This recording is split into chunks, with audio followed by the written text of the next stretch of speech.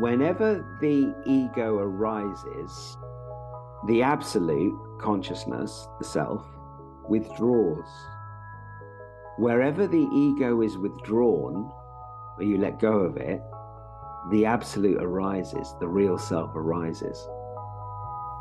Hello and welcome back to the Spiritual Psychology of Acting podcast. It's episode 8 and this week we are tackling the subject of the ego. It's something we all have, and for many of us it defines who we think we are. But what exactly is it, and how does it affect us in our daily lives? As always, we begin by looking at it from a spiritual point of view before finding out what modern psychology has to say about it. Later on in the chat, we discuss why this knowledge is important for the actor and what qualities we can embody that work as an antidote to egotistical thinking. So, here's our conversation.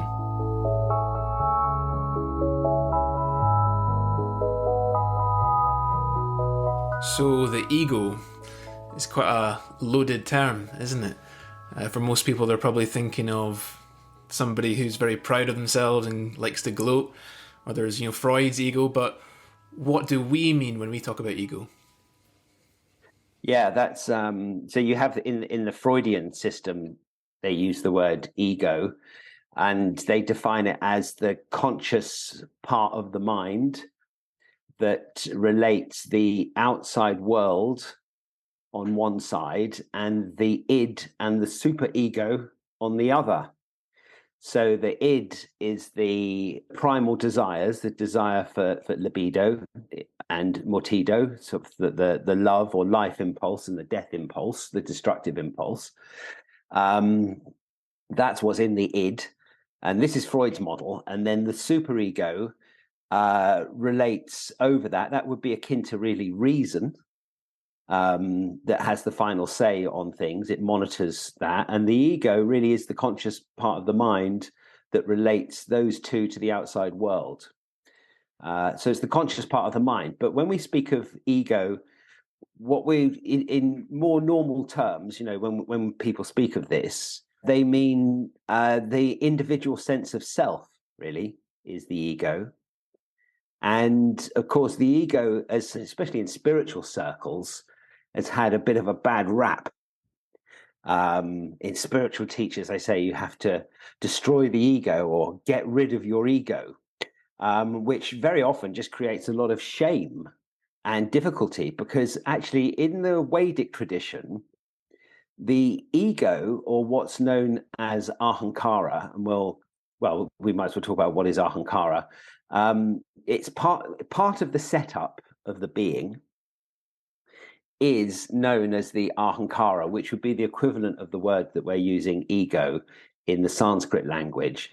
And the word ahankara comes from two words. It comes, first of all, from the word aham, which means I am. It's where the English word I am comes from, aham.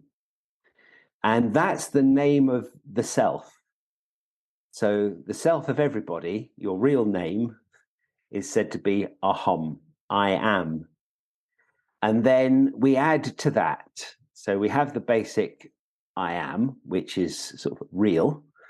And then we add I am good, I am bad, I am right, I am wrong, I am clever, I am stupid, I am young, I am old, I'm a good for nothing, I'm special, and a multitude of contradictions. In fact, the aham is simplicity and the ahankara is complexity.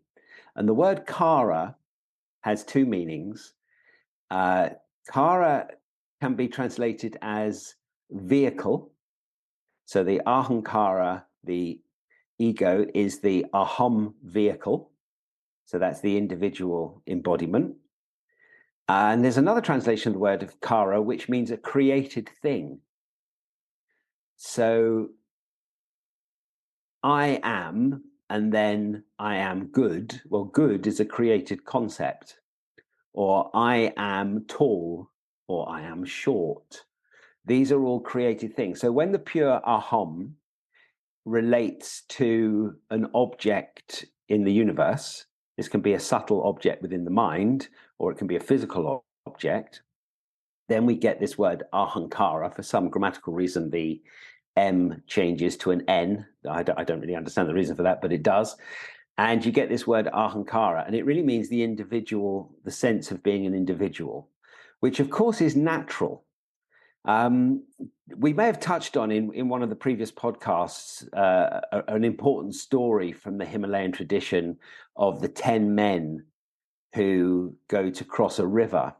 Right, yeah. No, we've not touched on that before. No, that's a great story. We haven't spoken of that. Yeah, but it's kind of key within spiritual psychology of acting to explain some of these things and to put it in its right perspective. But so the story goes that there are 10 men, and I don't know why they're men, but sort of 10 people, and they've got to go on a journey, and they come across a river that's quite torrential, and they decide that they're going to cross it. And when they get to the bank on the other side, one of them says, right, just to make sure everybody survived it, I'm going to count that, make sure everyone's here. And they know there's 10 of them. And so this guy says, okay, let's count. And he lines them up and he goes, right, 1, 2, 3, 4, 5, 6, 7, 8, 9.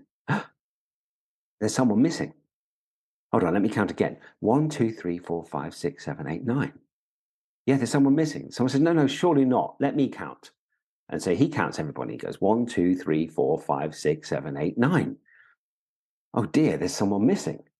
And then, as with all these stories, a proverbial wise man just so happens to be walking past at the time, which is really the dawning of reason. That's what he represents in these stories. And he asks them, what's the conundrum? Because they're all very sad that one of them hasn't survived. And of course, he lines them up. And in some interpretation of the story, he gets a stick and he whacks them all across the head as he counts them. And he shows them that there are 10.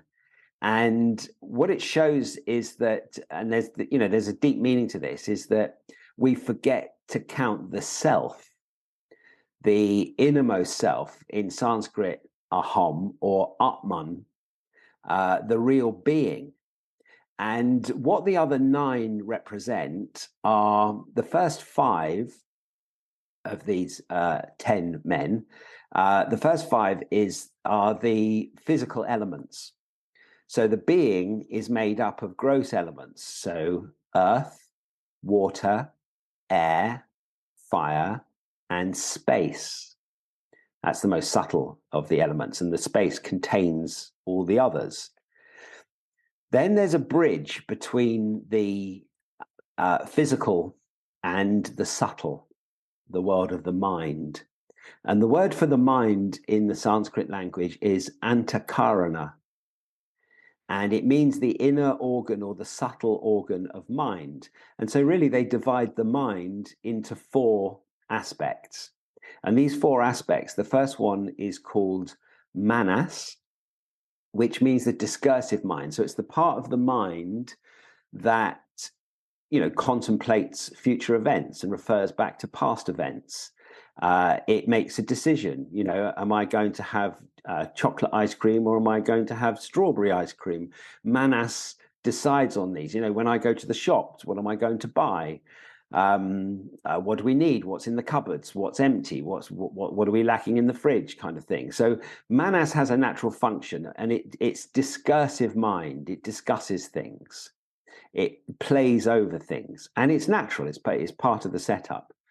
And then these elements, by the way, they get more subtle. As you'll notice, earth, water, air, fire, space, they get more subtle as they go up. And then there's a line drawn into manas. So there's a line, and then there's manas would be number 6. And then number 7 is called chitta. And chitta is really the heart or the emotional aspect. And it's also the storehouse of memory. So the memories are stored within the chitta. So that would be number 7. Then the 8th one is called buddhi. And the word buddhi, we get in the same word Buddha. It's that which sees. It's to see. And the buddhi is really the intellect. It's that which measures the degree of truth in a thing. It's reason. And so, the function of the buddhi is to impressions come in from the outside world, and then they turn into thoughts, manas, and then manas sort of churns them over. And then the manas is presented to buddhi, and then buddhi has to decide, is that true or is that not true? So if I were to say to you, Jordan, you are a goat.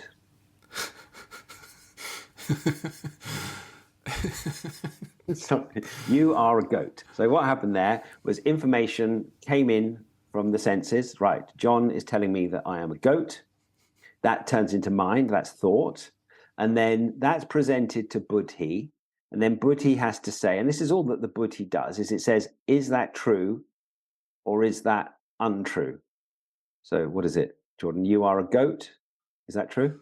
Well, I'm not a physical goat, but I guess the idea of goat now in terms of popular culture is greatest of all time, isn't it? So you're feeding my ego. You're telling me I'm great. Oh, I see. Right. But the question is there: are you a goat? No, I'm not. Computer buddhi says no. You are not a goat. Right. So that's the organ of discernment. That's what buddhi does. It just says it's true or it's not true, and obviously that needs to function properly. Because if it doesn't function properly, that's delusion, isn't it? We have delusion. We start thinking we're a goat. Or I could say, Jordan, you're a goat, and you start crying and you're very upset because you don't have any concept that you're anything other than a goat. And of course, you're not a goat, but this illustrates my point. Yeah, thank goodness for that. So that's number 8. And then number 9 is the ahankara. Which is, as I said, the aham vehicle, or the aham related to something. Number 10 is the self, is the Atman, and 10's a special number because it's 1 with nothing after it, 1, 0. There's nothing that follows it. The self is the 1 without a second. There's the one self, it's consciousness itself. And the whole problem is that we forget to count the self. And the other problem is, of course, is we count the ahankara, the sense of individuality, which is natural, but we count it to be the final reality, and we forget our real self. So the ahankara is a complexity, and the pure aham, the self, is simplicity. It just is, right? That's what's real. The other 9 are all parts of the universe. They're all part of the universe, but the aham is just pure consciousness. Now, the ahankara itself has a dual nature. Because it's part of the universe, it's part of what's known as Maya, the great illusion of existence in the Himalayan teaching. The ahankara seems to have a dual nature, and we find this in the in the Latin word diabolus, which is the devil. And the word diabolus means of the two. So there are 2 aspects, right? So the self is 1, but the ego, well, what is the diabolus? What is the devil, really? Mythologically speaking, it's a mythological depiction of the human ego. And there's 2 sides to it. I like to think of it as the devil's 2 horns, right? And what are these 2 horns? They're 2 voices. One voice says, aren't you great? You're so special. You're so wonderful, or something like this. The other voice, and we'll all be familiar with these 2 voices, says, you're rubbish. You're stupid. You don't know anything. You're worthless, etc. So you've got what we could call positive, so-called positive ego, which is really self-aggrandization, and negative ego, which is self-denigration. And if we look at those, I like the image of a seesaw. I use this as an image in teaching as a seesaw. And on one end, you've got the positive sense of self, and on the other, you've got a negative sense of self. But they're both ideas. And actually, they're both two ends of the same stick, if that makes sense. Yeah, yeah. You can't have one without the other. Does that make sense? It's like, for example, the person who really wants to feel superior to others and goes around condescending everybody and saying how great they are and proving how wrong everybody else, etc. On the other end of the stick, equally proportionate to the degree of the size of the self-aggrandized ego, they have an inferiority complex. I'm not good enough. I'm worthless, etc. Because you can't have one without the other. And it's a seesaw. So the length of the stick on one end is equal at the other. And generally, we go between these two ideas of the self. It's the self-image. It's an imagining of the self. It's just that. It's not who you really are. Who you really are is the aham, the consciousness.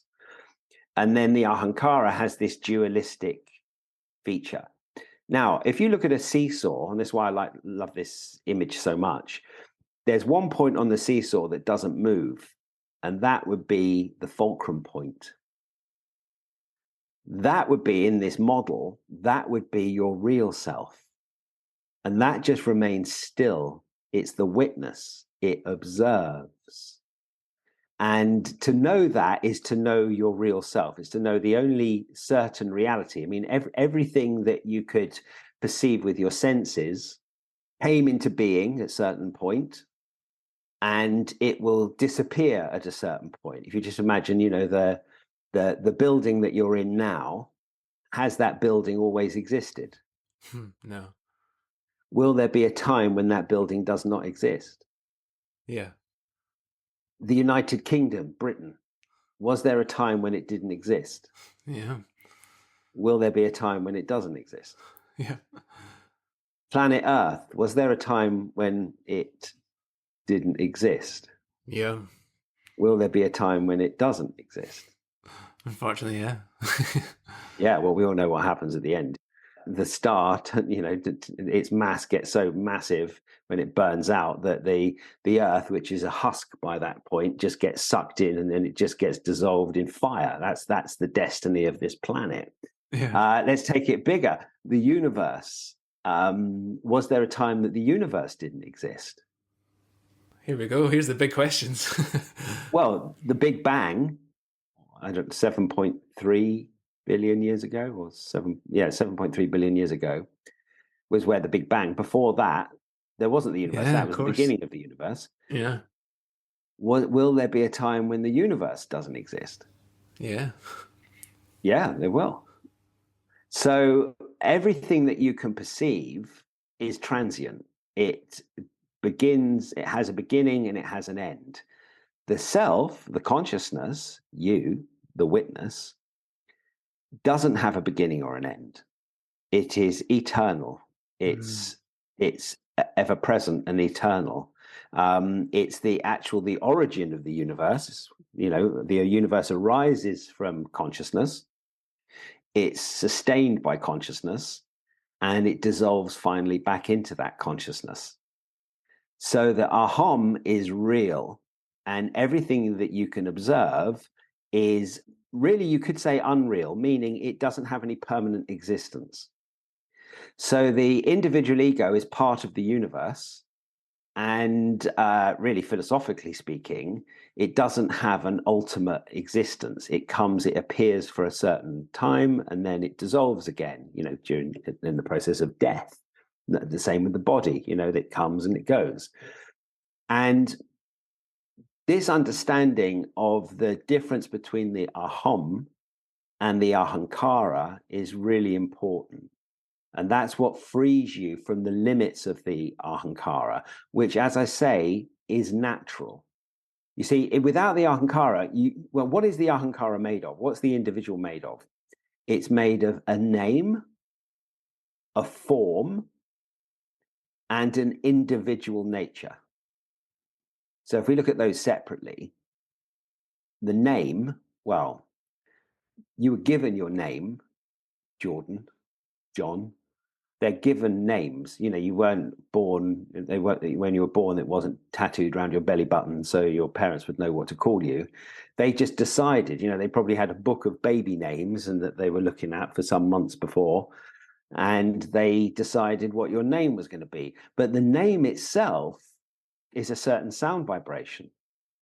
So we have in the spiritual psychology of acting, we look at what we call the character's name image. So it's who they think they are because of the name that they were given.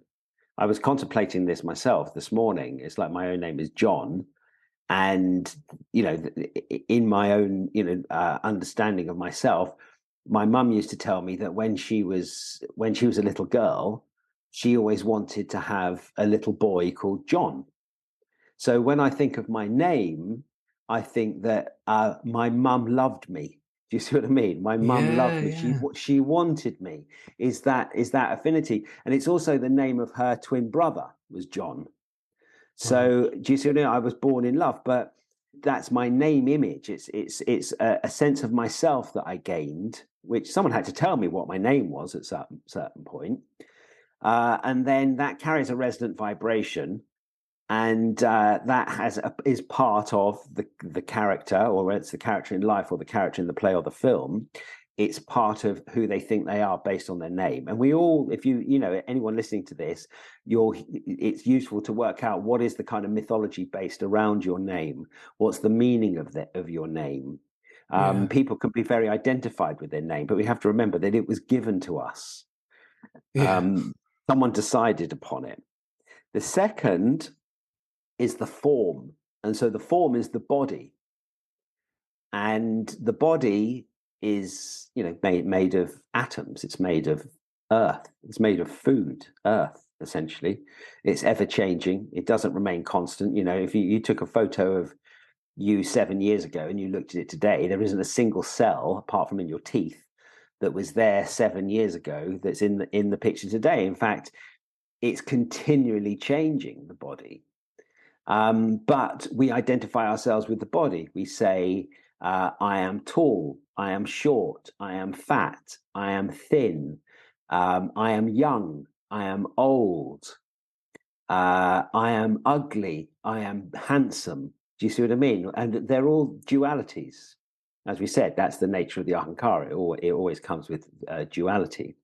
So that's the other part of the individual is the body. And so we have a relationship with who we think we are based on the physical body.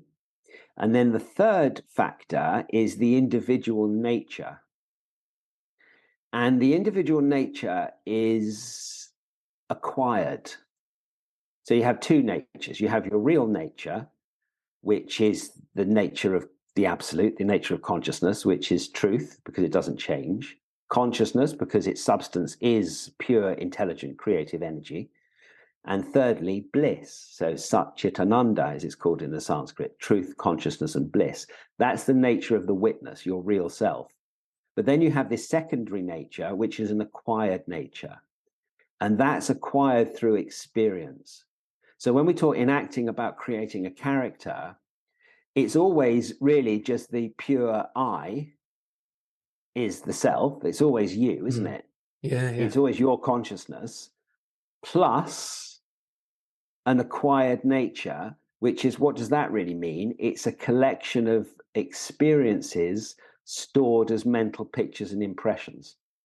And in the acting system, we use the term self-image, and that's the kind of linchpin that holds it together. The self-image is who I think I am. And that would be the ego. That's the ego. It's who I think I am.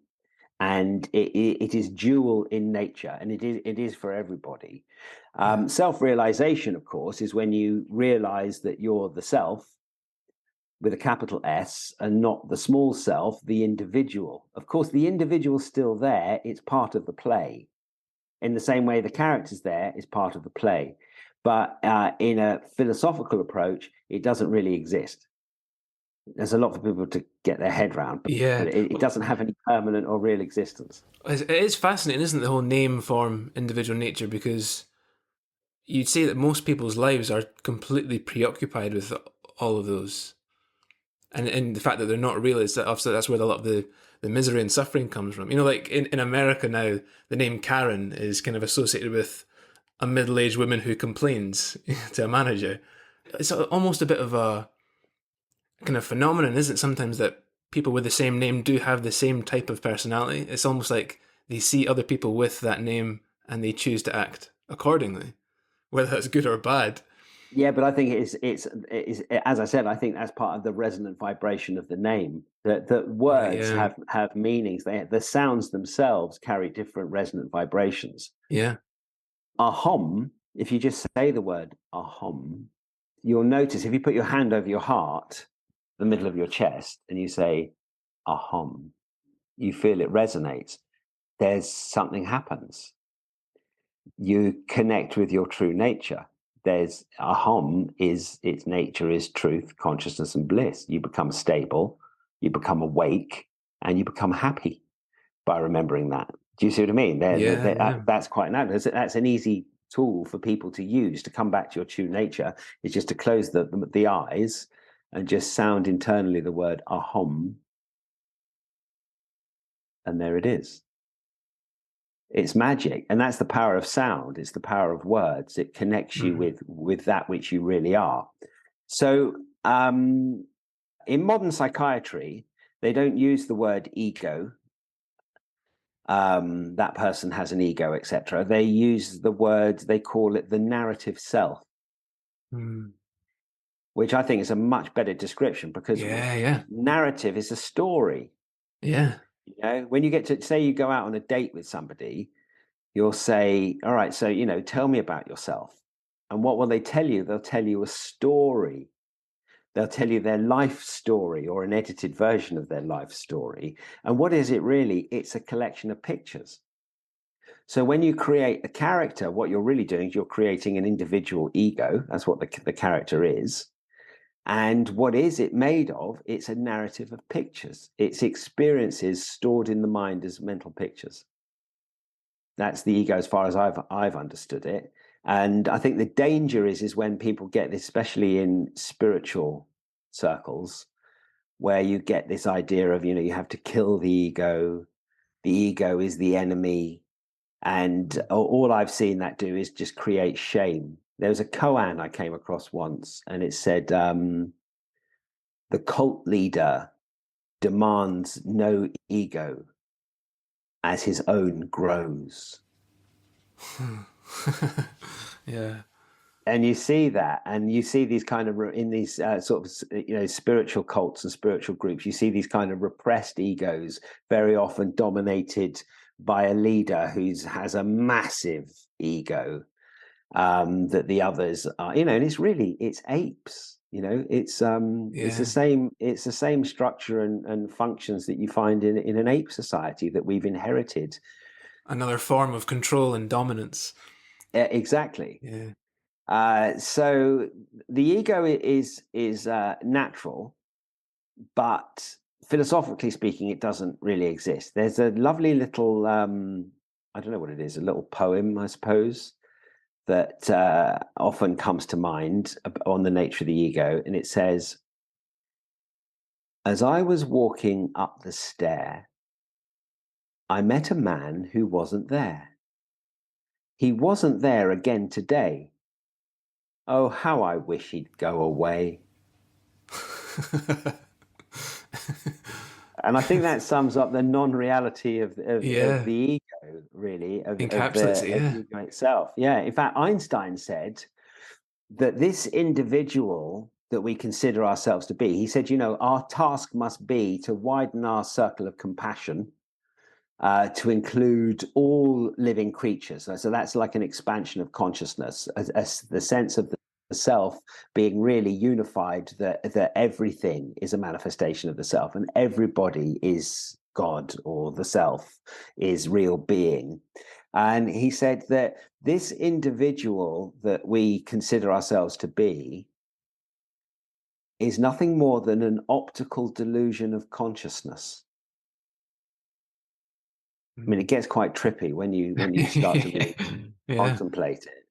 It's an optical delusion of consciousness, meaning it doesn't have any. It's an appearance. It doesn't have any real existence. Egos come and go. The self remains constant. So to free yourself from the ego really is to remember your true self, to remember aham, remember your real being. Yeah. I guess that's also, why if you're too busy focusing on the form as well, then, the form changes. The body does just get older. That's a part of nature that culturally we're trying to stave off as much as we can. And you get, I guess, body dysmorphia, people who are perfectly, lovely to look at, but yet feel themselves to be ugly and, misshapen in some way. It's sad, isn't it? Because they're not seeing the truth. They're seeing a kind of a version of things that they've told themselves or that other people have told them in the past, I guess. Yeah, well, and it's mistaking the real I for the false I. Do you see what I mean? It's thinking the body and the mind are the self, whereas the body and the mind are the vehicles of the real self. And then the servant seems to control the master rather than the other way around. And one of the great things about the ego, one of the things that the ego really loves, of course, is my opinion. If you look on social media, it's rife with that. Everybody's got their opinion. Everybody weighs in and they've got their opinion about this, that, and the other. And it's all about what other people think and my ideas being important, etc. And what do other people think of me because of my opinion on things. And it's instantaneous, isn't it? It's completely instantaneous, your ability to get your opinion out to other people. We've never kind of had that before in existence, that your opinion is able to be widely shared as easily as it is now with social media. Yes. It's become all too easy for people with ego to, I guess it's another vehicle for the ego to transmit, isn't it? Yeah. Well, it's when you say my anything, really, that's ego, isn't it? Yeah, it's attachment. My birthday. I've got my daughter is going to have her birthday on Monday, and she's going to be 17. And usually it starts up just after Christmas. So she's born on the 17th of April, and it starts just after Christmas. Starts my birthday, my birthday. And you think, well, really, actually, I haven't said this to her, but philosophically speaking, it's not your birthday. It's the birthday of the body mind machine. It's your real self is eternal, doesn't have a birthday, and that might save me having to spend all my money on a birthday present. But my world, my car, my house, these are all forms of attachment, really. And wherever there's attachment, what comes straight after it, as far as, as surely as night follows day or day follows night, is misery. So if we can keep to some meditation where we get the chance to let all of this go and return to our real self, then we're not burdened by the ego.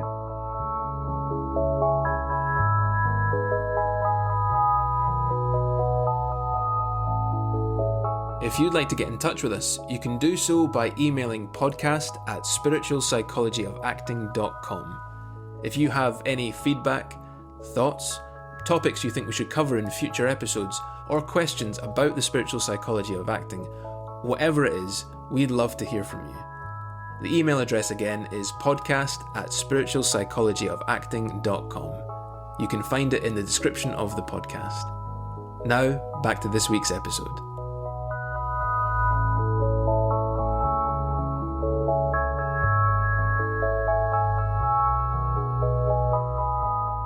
So we've talked there about then the ego being a creation.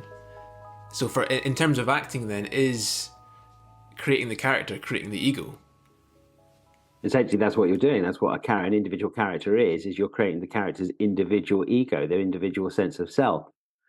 And really, we use an equation in the spiritual psychology of acting, which is I, meaning aham, the self, consciousness, the real being, the witness, plus pictures, which is really experiences stored as pictures, equals character.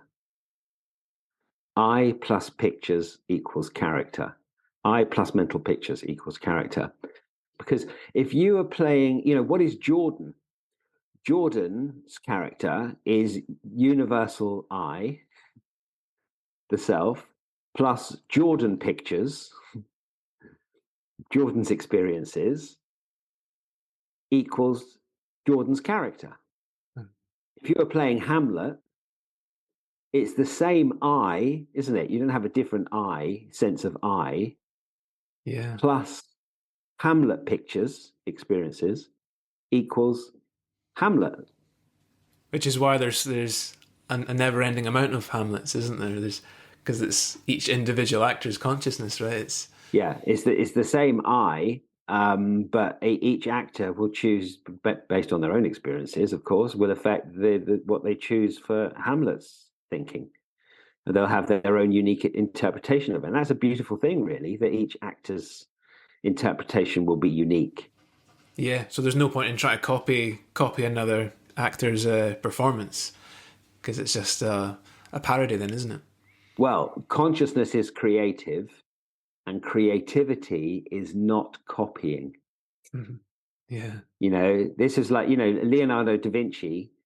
Sam Kogan used to use this great example. He said, and this summed up a lot for me. He said that when Leonardo da Vinci went to paint leaves, he didn't ask himself the question, how do other artists paint leaves?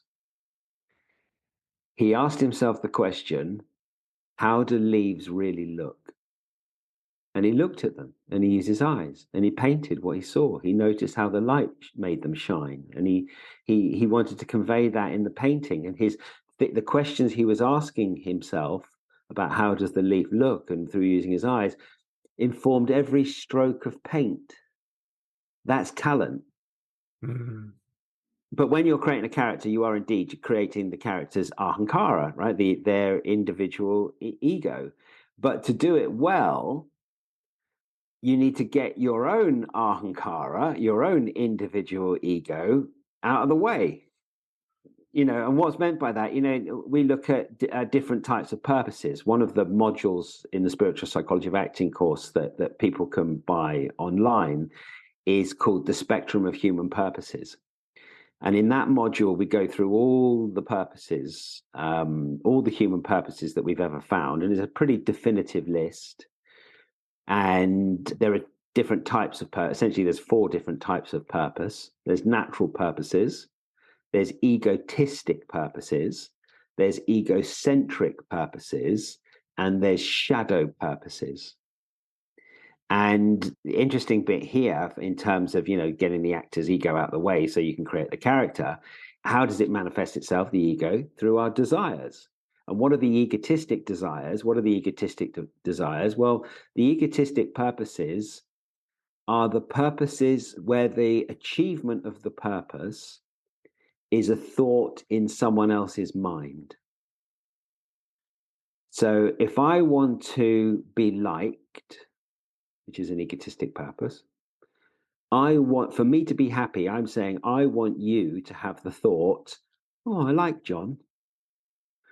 And so the picture I have is your eyes liking me. So then my action might be, I ingratiate myself so that you'll like me. Or if I want to be admired, what does it mean I want to be admired? There's another egotistic purpose. It's I want Jordan to have a thought, wow, I admire John. And then when I see that in your eyes, then I'm happy. And in fact, that's how you program the purpose. It's very often when you program the egotistic purposes for the character, what you need to see is the eyes of the other character.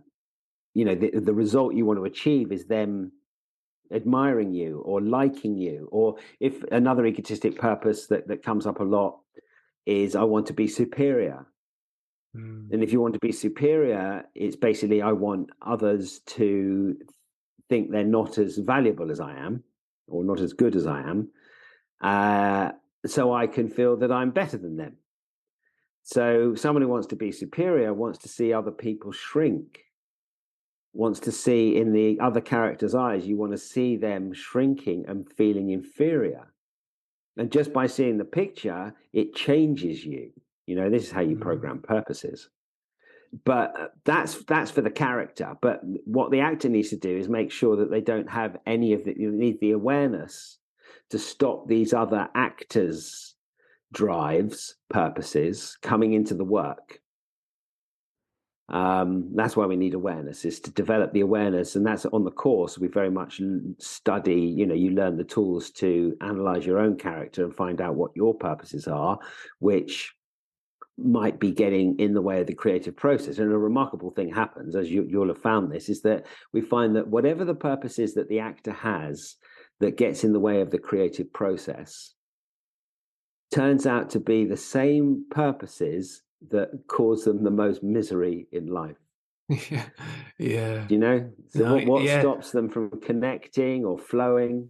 Well, yeah, I found that the whole purposes side of the course to be probably the most fascinating, because it, like you say, it's got a twofold kind of dimension to it, that you're able to, the more you work out these purposes, the more you see them in yourself, the more you're able to then let them go. So your own personal life gets, vastly improved just by being able to see these purposes and go, oh, I have that. And you start to cringe and then you laugh about it and you let it go. But then also then to see that any character you're going to play, it's like, oh, I can pick that purpose up. I know how to play that. I've experienced it in my life. And the fact that you're able to let it go and just pick it up, like you say, it's you're putting on the character, aren't you? You're able to kind of play any character, but you have to get yourself out of the way first. You have to get your own mind in check and kind of see that, oh yeah, that's what I do. That's what I want. Even if it is subconscious. Well, it's all, the word purpose means an unconscious intention. Do you see what I mean? Within the word purpose, in the definition of it, it is something which, to the most part, to most people, is an unconscious process. Yeah. So a purpose is an unconscious intention, and an intention is a conscious purpose. Yeah. Mm-hmm.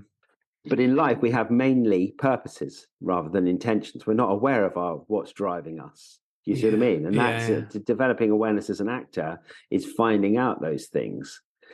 And of course, the body of the technique is the ability to program purposes at will. Yeah. And that's what students learn who study the course. They learn how to program their purposes at will.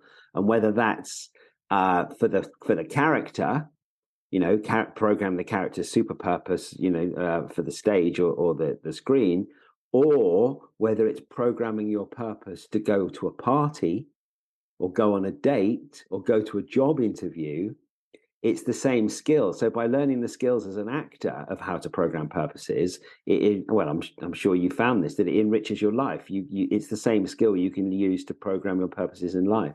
Yeah. Well, also, it's important to note, I guess, that when you see that these purposes they're completely rooted in the self-image, aren't they? Like we were talking about earlier, that the purpose arises from the self-image, that somebody has an idea about themselves and then the purpose follows, doesn't it? The example of superior is like if I had, like a self-image, I'm worthless. Yeah. I might then have a purpose to be superior, or I have a self-image, I'm inferior. I have a purpose to be superior. It's the two ends of the seesaw again, On one end, I think I'm inferior. On the other end, I want to be superior to compensate for the fact that I think I'm inferior. Yeah, it's fascinating, isn't it? Because there's 180 odd human purposes to learn, but like there's also just such a rich variety. Like you say, any character, any human being can be a multitude of these purposes. Like I guess the purpose, I want to be the center of attention, that might come from the fact that you never received any attention as a kid. Or it could also come from the fact that you were given loads of attention as a kid and you love it, and that's why you've still got that purpose, is because you want to perpetuate that feeling of being loved and adored. Yeah, it could come from either way. But very often, though, people who want to be centre of attention either have a self-image, I'm invisible, or they were invisible to their parents or, to their friends, or they are covering something up. The center of attention people can't be suspected of being certain things. Let's a prime example of that, Jimmy Savile. Right. Yeah. It's used as a cover, the purpose to be center of attention. Yeah. yeah, certain politicians. I won't name names because I don't want to upset anybody, but certain politicians want to be centre of attention to cover up their inferiority complexes, Yeah, and makes everything run amok. That's the problem yeah. with it.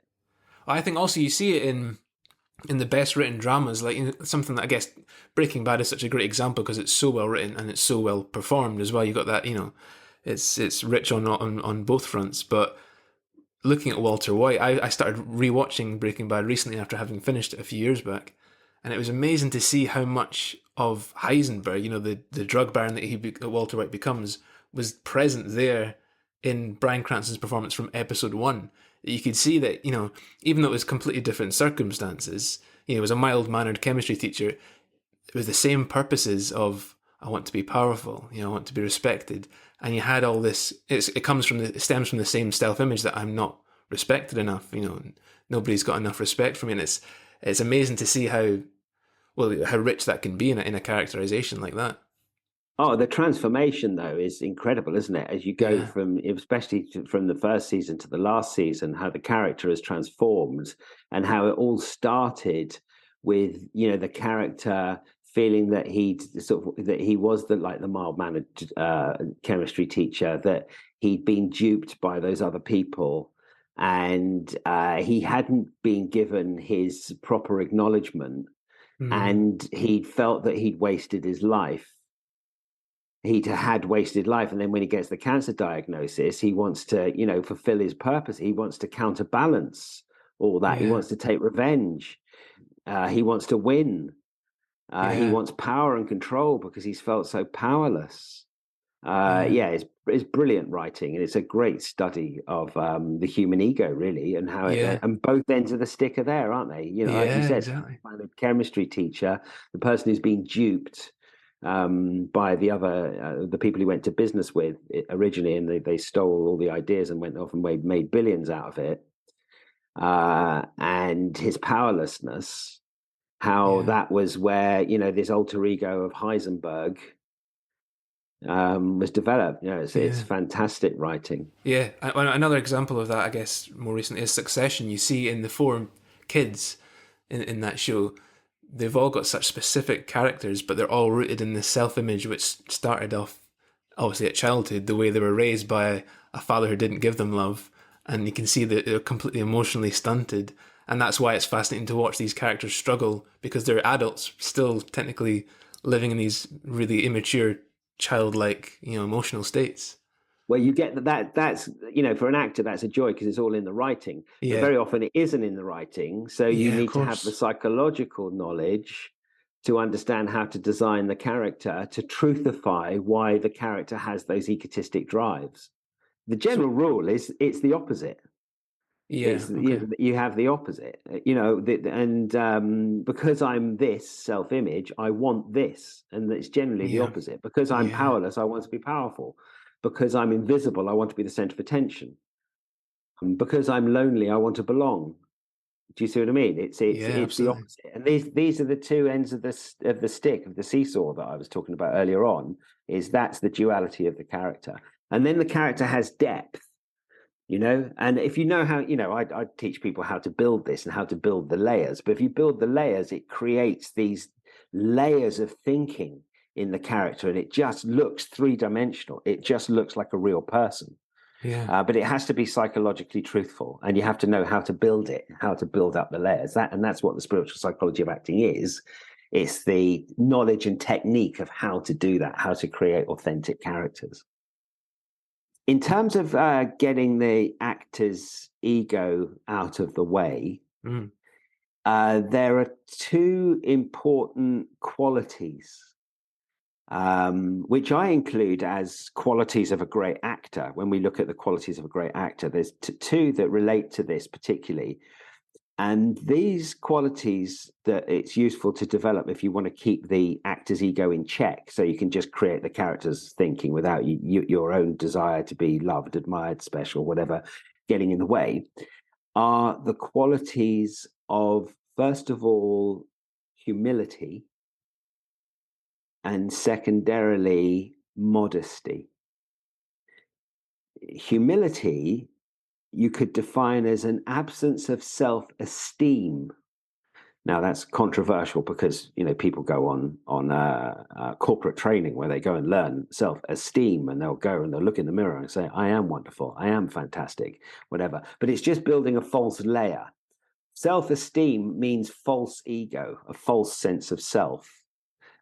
So to not to claim egotistic ideas about oneself, that's humility. It's not to take a stand. It's to have pride in the self rather than pride in the ego. Do you see what I mean? Yeah, there's a difference. That's healthy pride. Pride in your real self rather than your false ego. And that's what's meant by an absence of self-esteem.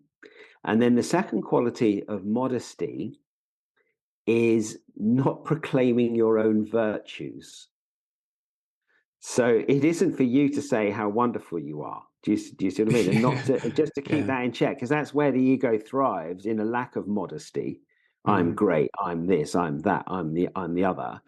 And if you could just practice those two virtues of humility and modesty, that will keep the actor's ego out of the way and allow the acting to be more authentic.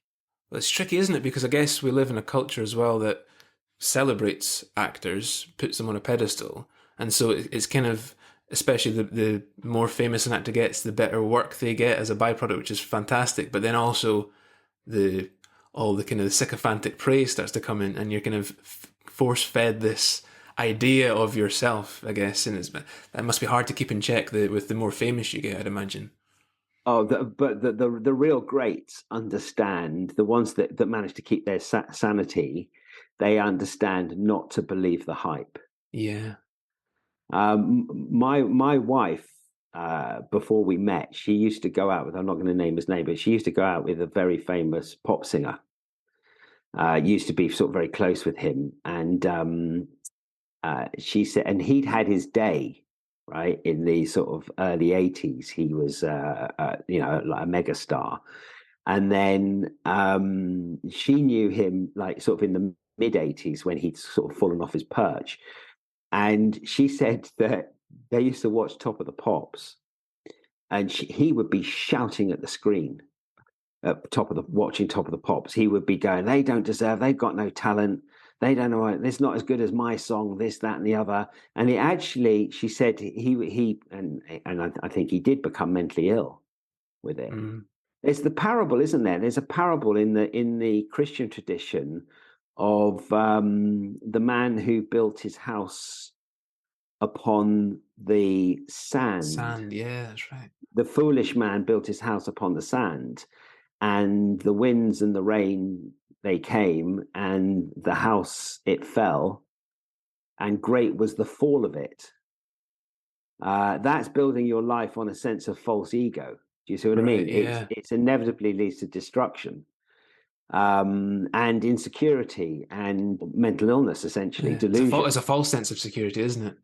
Yeah, it's a false sense of self. That would be the man who built his house upon the sand. And then it says the wise man built his house upon the rock. And the wind and the rain, they did come, and the house, it stood firm, for it was founded upon a rock. And that would mean building your house, which is your life, on your real self, which is consciousness, which is being. Well, that's your authentic sense of self. Whereas the ego, great was the fall of it. As we know, pride comes before a fall. It's a law. There's always a fall. It's build your house upon the rock, and that's pure consciousness. And it's really stillness. It's returning to stillness and realizing that's what's real. Everything else comes and goes, but the stillness is real. But it's also realizing that the more you believe the hype, the more you then have to believe all the negative press and all the trolling and all the, like you say, that pop star being so insecure and belittling and kind of making light of other people's work, that you then have to then take it upon yourself. That's just probably why it's a very slippery slope mental health wise. Yeah. Oh, you have to defend it. You have to polish it. You have to boast about it. It's a burden, really. And in the acting world as well, I think a lot of actors, there's a sense of competition, isn't there? which I guess feeds the ahankara, feeds the ego, because acting is a collective art form. But to have that sense of, if you're in competition with other actors, that creates more attachment, it creates more misery, doesn't it? And it creates that sense of you're out to be the best, the number one, when really that's again another slippery slope. Yeah, it creates a lot of tension. The way to do that is, of course, to wish others well. Yeah. Because no one's stealing your parts, because you're unique. The parts you're going to play are unique.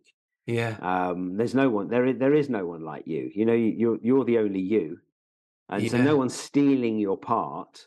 So get into the habit of wishing others well, and it takes all that tension as well away, and it takes the envy away as well. I had that as a lesson last year when I went up for a part, and one of my close friends was also up for the same part, and he got it. And the amount of love and joy I had for him getting the part was crazy, because I remember thinking, hold on, shouldn't I be annoyed that I didn't get the part? But it was because I wanted him to do well. I really was loving and enjoying the fact that he got the part, and I was like, well, maybe I should do that for every single part I don't get, is wishing that other actor well. They were obviously right for the part. And it's, if you can get that mindset into gear, then Absolutely. Well, it be saves happier. you that burden, but it also shows that you're a true friend. Yeah, Friends want what's love of a friend is you want your friend to be happy and fulfill their potential. yeah, yeah, yeah, There's a concept which is really useful on this to understand in terms of the actor's ego getting in the way. And that's that whenever the ego arises, the absolute consciousness, the self, the being, withdraws. Whenever the ego arises, the absolute withdraws. Wherever the ego is withdrawn, or you let go of it, the absolute arises, the real self arises. yeah, So it's like a cover that's put over it. And yeah, when you release that, and if you want to know what's the real I, the real self, and what's the false I, everything that you can let go of is the false I, but that which you can't let go of is the true I that can't be let go of because it's your real self. So everything that can be mm, let go of is the false sense of I. But what remains is the real sense of I. And just to finish, there was a mystic, Meister Eckhart, who was a German sort of medieval mystic. Is where Eckhart Tolle gets his name right, from. yeah, yeah, And Meister Eckhart said, in his writing, he said that know that no person in this life ever gave up so much that they couldn't find something else to let go of.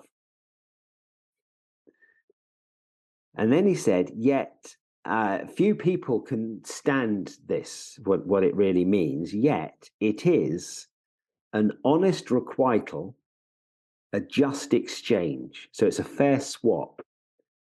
He said, because to the degree that you eliminate personal ego from your activities, God comes into them.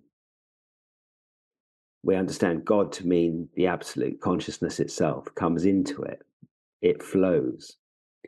But no more and no less, meaning it's equal. The more you surrender the ego, the more the creative consciousness comes in, yeah, yeah, to the yeah, same degree that it's surrendered. And then he said, let this cost you your uttermost. So this is really important. It's really worth investing in, because in this way and in no other is true peace to be found. Through that surrender of the individual claim on the result. And the first of the Upanishads from the Himalayas, from the Vedic tradition, says, whatever lives is full of the Lord, is full of consciousness. Claim nothing, enjoy. Claim nothing, enjoy. And just remembering those words immediately sets you free. In fact, he said that if you could really understand the meaning of those words, you'd be fully enlightened. Claim nothing, enjoy.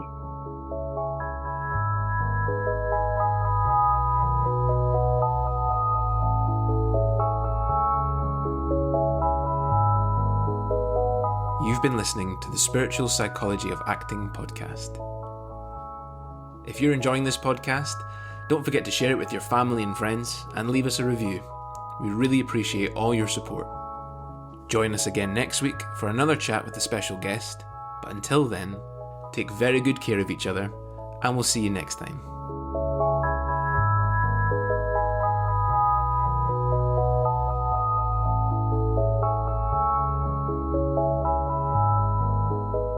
Thank you to Charlie Robinson, she helps with the video editing and artwork for this podcast, and to Omid 16B for providing the music.